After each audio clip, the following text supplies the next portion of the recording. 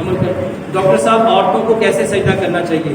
آپ کے ہر سوال کے جواب میں سجدے کی بات ہوتی ہے، اس لیے پوچھا ہے. میرے محترم بھائیو، الحمدللہ ثم الحمدللہ، پیارے پیغمبر جناب محمد صلی اللہ علیہ وآلہ وسلم نے ارشاد فرمایا، اگر لوگوں کو پتہ چل جائے سجدے کی حالت میں کیا ملتا ہے تو کبھی بھی انسان سجدے سے سر نہ اٹھائے، کبھی بھی انسان سجدے سے.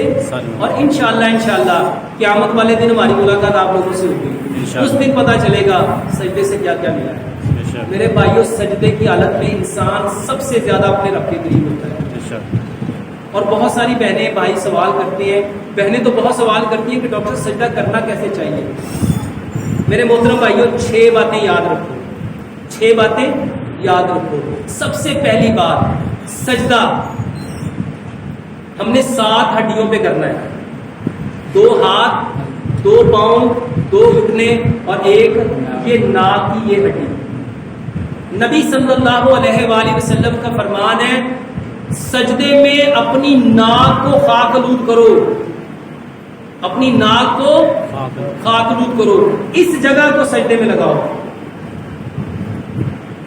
دوسرے نمبر پہ، سجدہ کرتے وقت میرے محترم بھائیوں پیٹ کو ران کے ساتھ نہیں لگانا، پیٹ کو ران کے ساتھ نہیں لگانا. تیسرے نمبر پہ آپ کی بغل کی سفیدی نظر آنی چاہیے. چوتھے نمبر پہ بکری کا چھوٹا بچہ اگر اس میں سے گزرنا چاہے آرام سے گزر جائے.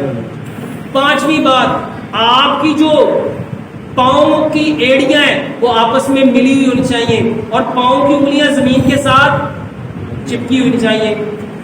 پاؤں کی جو پیٹ کی جو انگلیاں ہیں وہ زمین کے ساتھ ایسے چپکی ہوئی ہونی چاہیے.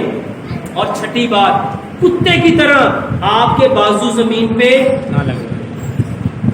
یہ 6 باتیں سجدے میں.